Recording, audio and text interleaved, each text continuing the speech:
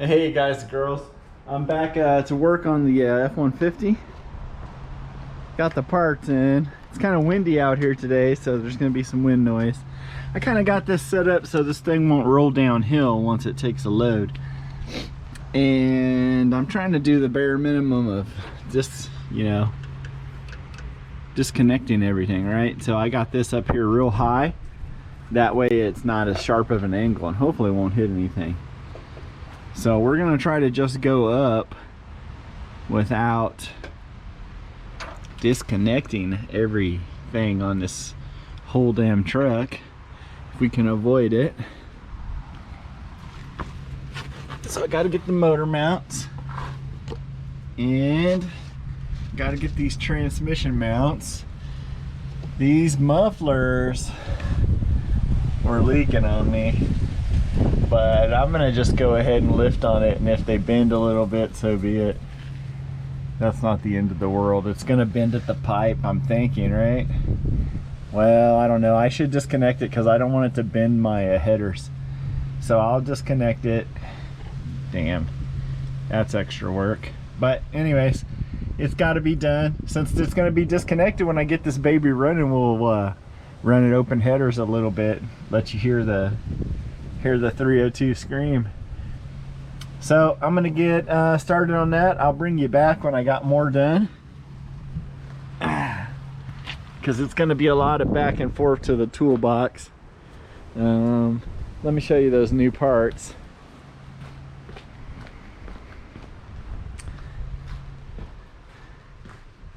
Been cleaning the garage slowly but surely. So here's the gaskets. And then in this little box should be the oil pump.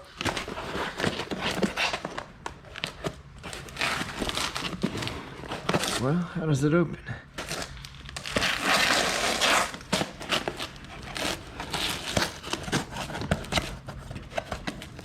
It's just glued together. Okay. And there she is. Supposedly a high pressure oil pump. Hopefully we'll know by the end of the day.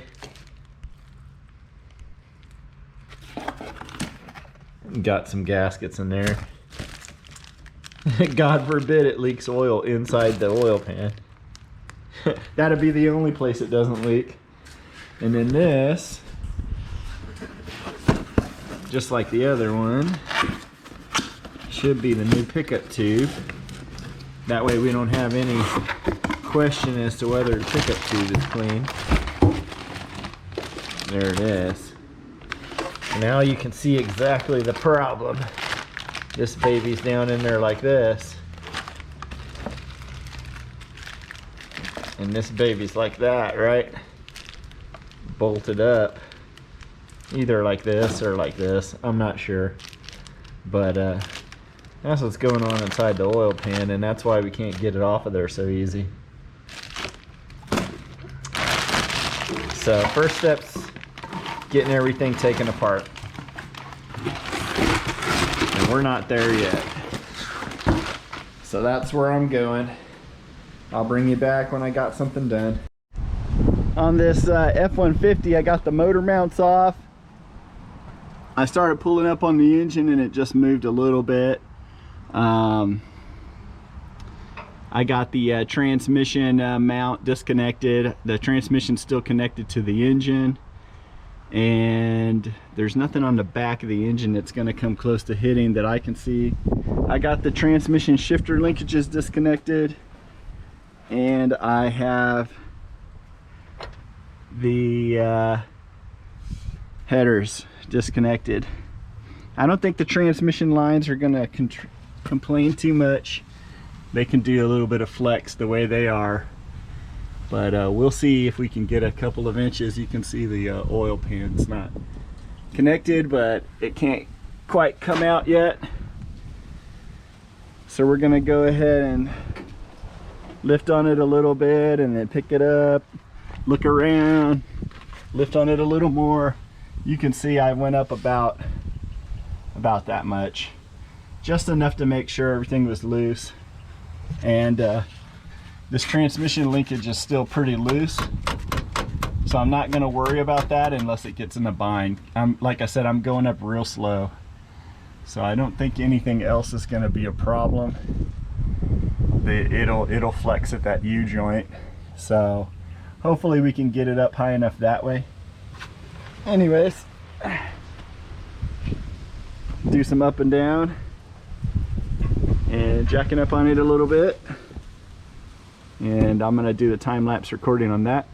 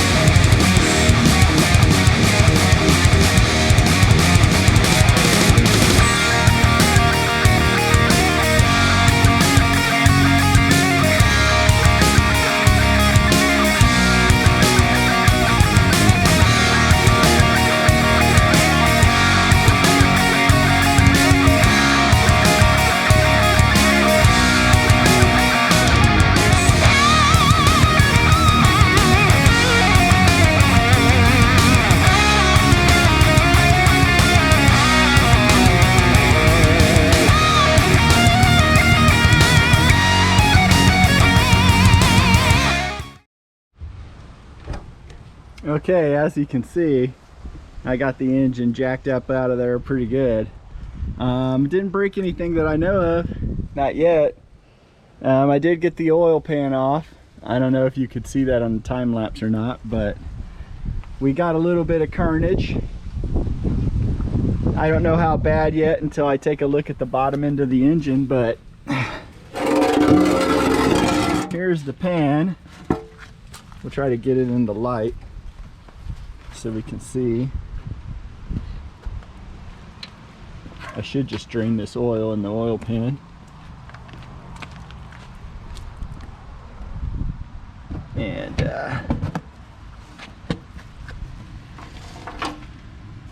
we got some metal, but we got this tube, right? This is an old oil filler, I mean an oil dipstick tube, and that metal goes with that. So that's probably why our pump might have failed. If this tube was down there getting beat up by the crank.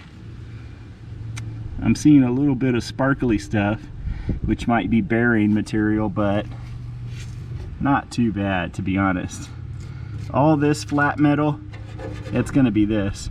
When I first seen it, I thought maybe it was gonna be the bottoms of the pistons, but they look fine.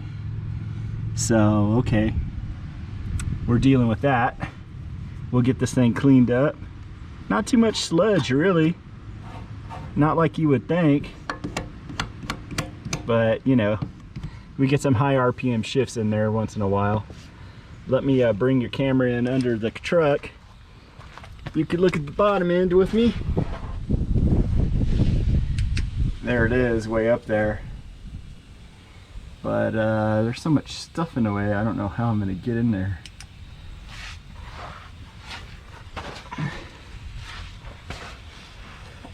There. Kind of wiggling in, try not to get directly on the oil. So there it is. Piston skirts all around. The pistons honestly aren't looking that bad, if I have to be honest. They're not looking that bad. And the oil pump is hooked up, but I'm thinking maybe it munched up too many pieces of that. Maybe munched up too many pieces of that freaking dipstick tube. But who knows? I can see that one's not hammered in all the way. That's why my dipstick, why I'm not accurate. But let's go ahead and wiggle on the bearings and see how they feel. Right.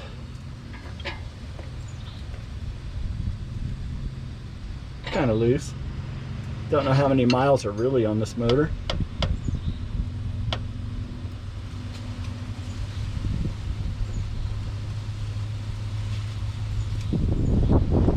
Left to right is okay. It's the up and down that'll kill you, right? And there isn't much of that.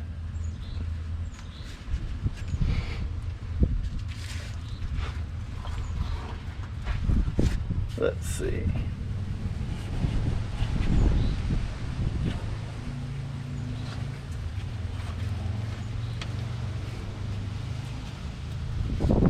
Doesn't feel too bad, actually. So I'm gonna go ahead and get to work changing this oil pickup tube and the oil pump, and I'll let you know if I find anything else that's exciting, but it honestly doesn't look that bad.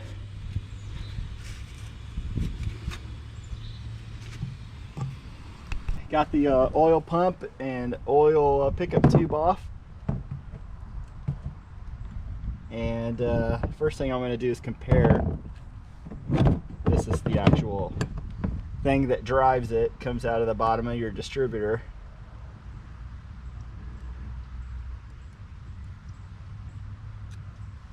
So I'll open it up and see.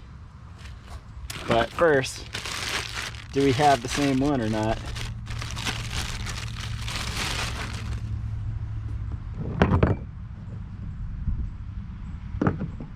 Yeah, looks the same.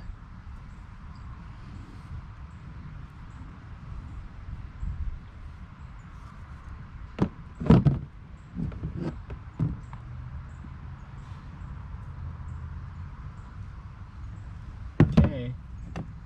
How hard is this one to rotate compared to the other one? This one rotates quite a bit easier, but this one's got oil in it. But we're gonna open this up and see what's going on inside. So that's gonna work.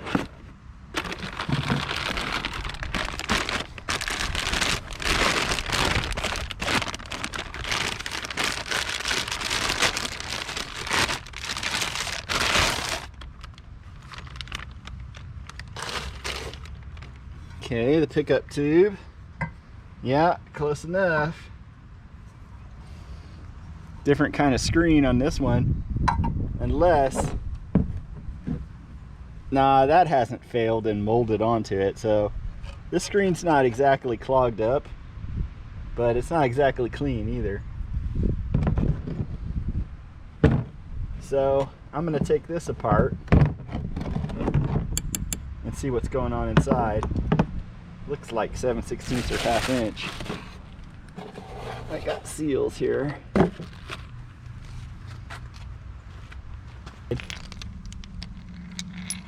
First of all, is that 7/16? It is. Just as I suspected. Damn. They put it on there pretty good.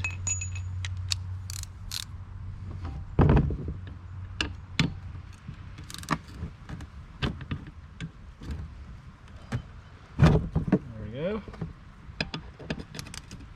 I just want to see if there's any pieces in there. Okay.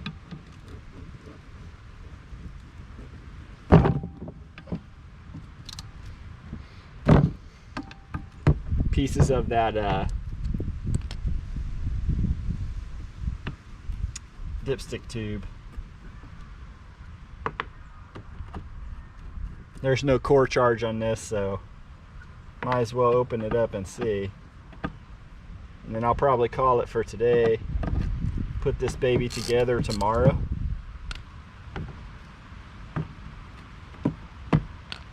It's already starting to get a little later.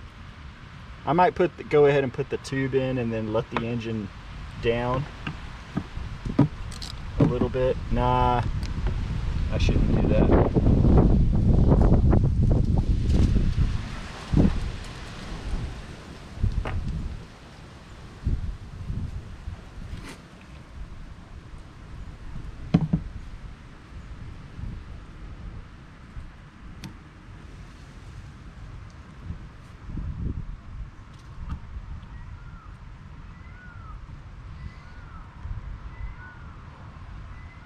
She's rough, that's for sure. It's taken some damage over the years. It's a lot of scoring on the metal. I don't know if that comes through, but she's pretty grooved up. Hopefully it's focusing.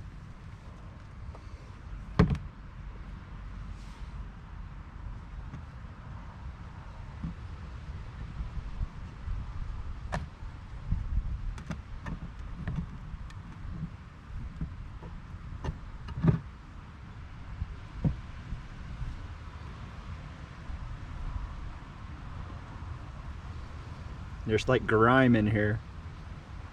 It's not good. It's all grooved up. And I don't think it's supposed to be that way, but I'm not going to open up the new one.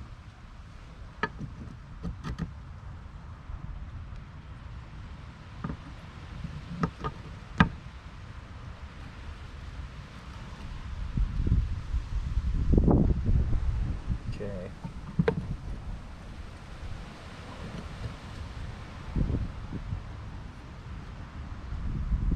I wonder if this one's been remanufactured as well. Oh well.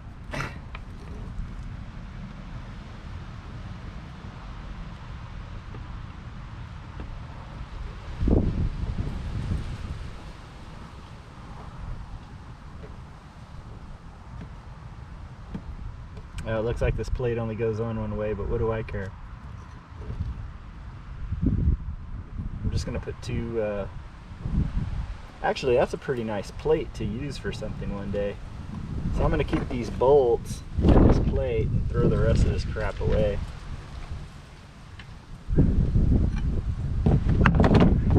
And of course use this shaft. So my guess is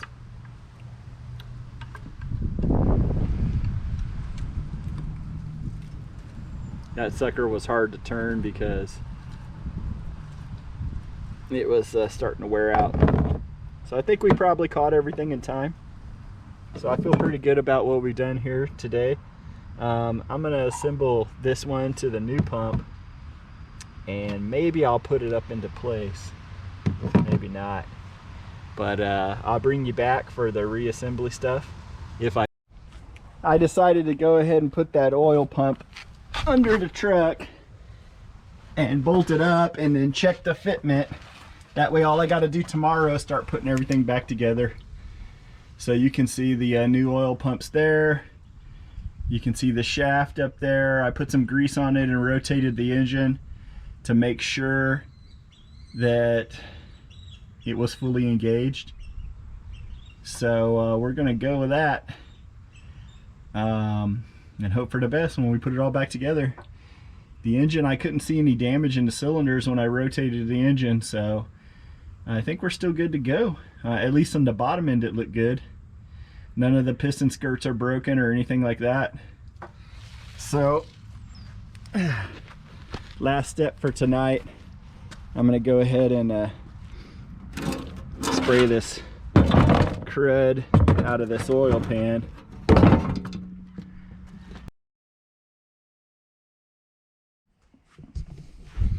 Hey guys, girls, Rusty here.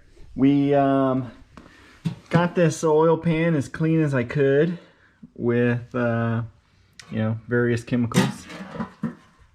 I don't know if the lighting's good enough. Let's go outside. Alright, there you go. You can see it's pretty clean inside. I went ahead and spray painted the outside. Cleaned that a little bit as well. And so I'm going to prep the surfaces underneath the truck. Then I'm going to take this pan and I'm going to put a little bit of grease on it and put the seals on. That way I can not be fighting with it so much whenever I'm putting it up and in the engine bay. I'm going to look under there and see if we have I don't know if it's like Chevrolet of 1-piece seals and 2-piece seals, but if we have to use the old seals on the front and rear main, it is what it is, right? But hopefully I don't have to.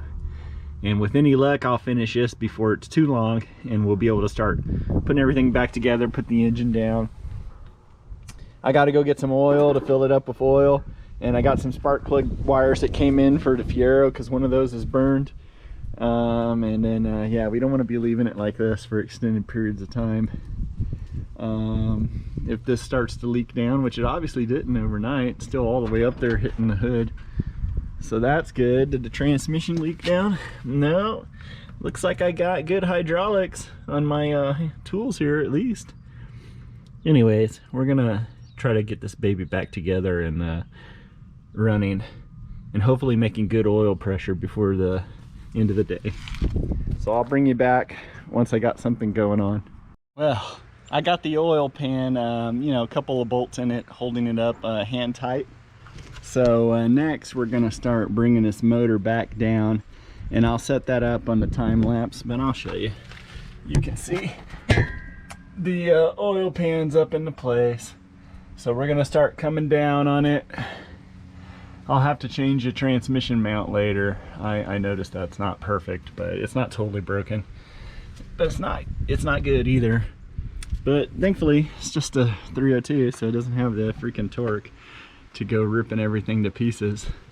So that's a much easier problem for a different day. So I'm gonna go ahead and pause this real-time recording, and then I'm gonna get going with the time lapse of bringing it down, because you know, with just one person here, I only got one set of eyes, so I have to let it down a little bit, then check around, and let it down a little bit, and then check around, and then you know how it goes.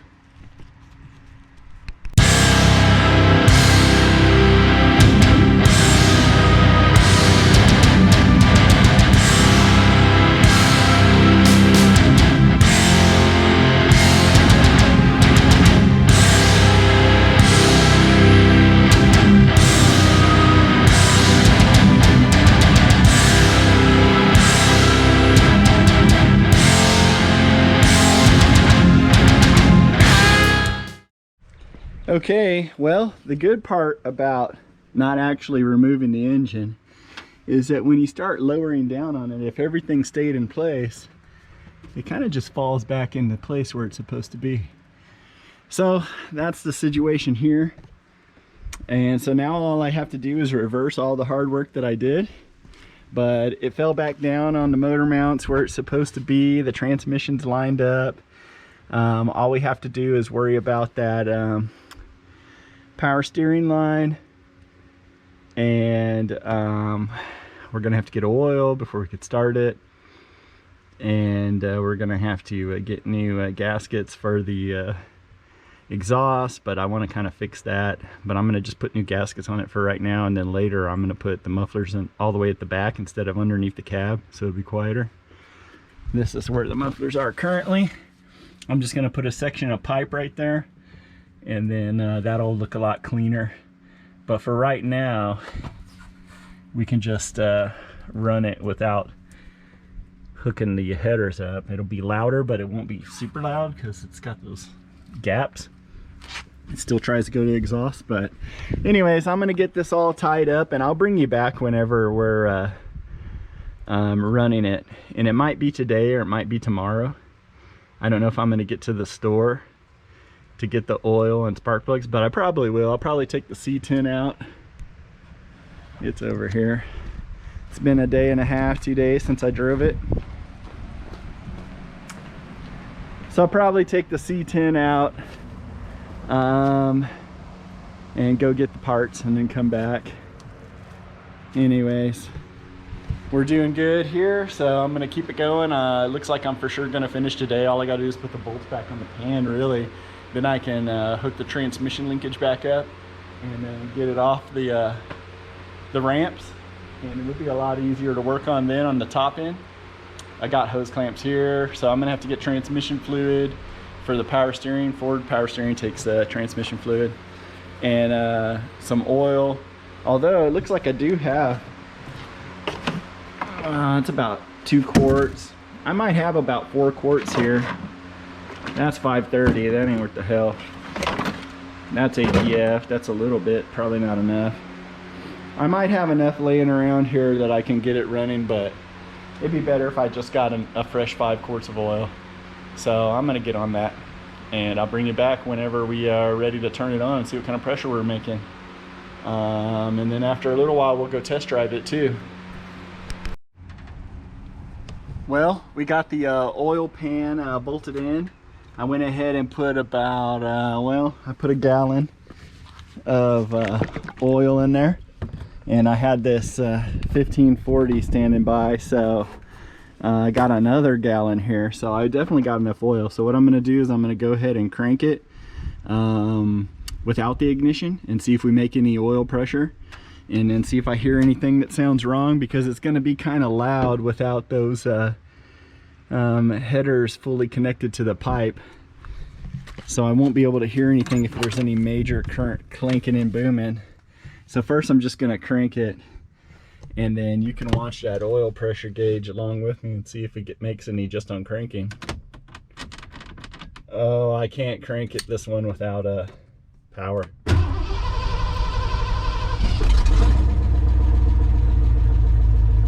Oh, there's the oil pressure. Amazing. 70 PSI.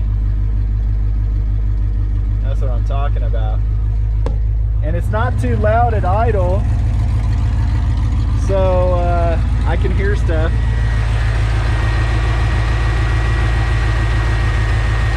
Nothing sounds bad.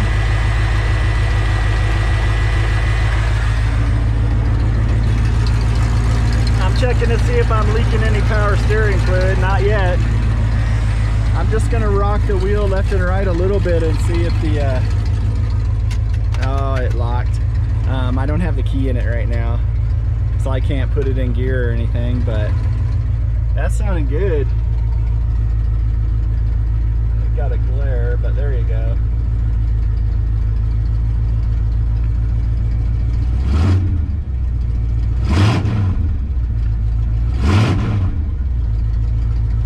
Yeah. Well, we got a little bit of a leak from the rear main seal while the engine was running, and I'm gonna see what I can do about tightening those bolts up. Maybe they're not tight enough, but it doesn't seem to be leaking from the front, so that's good. That's clean and dry. So it's only the rear. So if I can tighten that up, I'm gonna go ahead and tighten it up and then see what happens. I didn't go super tight on them before. And I used those old seals because the new seal just looked awfully wimpy and thin. So that's why I made that decision, but now we're leaking oil, so I'll see what I can do. I went about as tight as I dare go on that rear main, the bolts on the seal to the rear main seal in the oil pan. So we'll see if it's dripping now.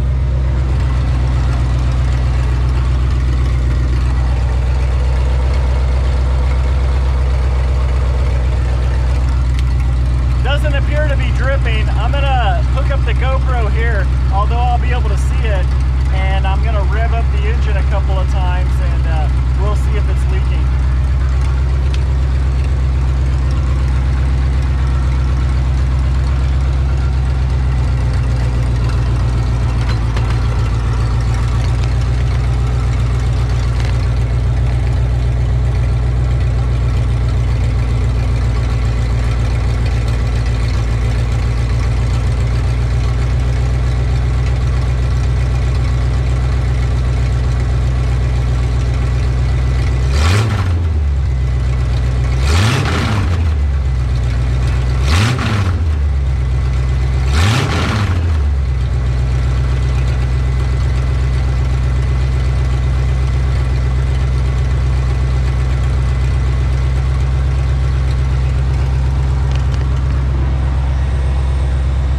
To be good.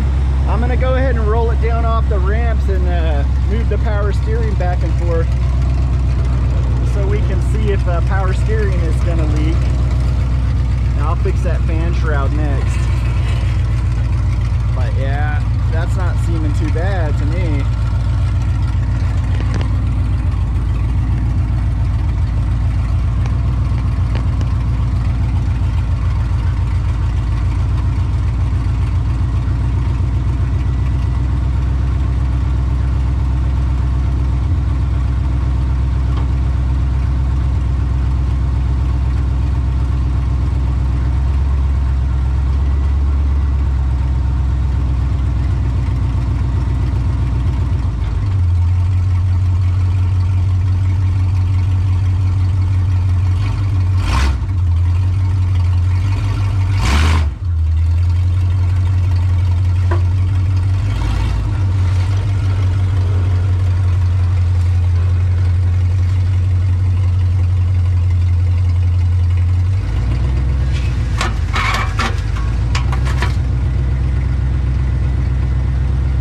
want to get inside and get it all oily on the seat, you know.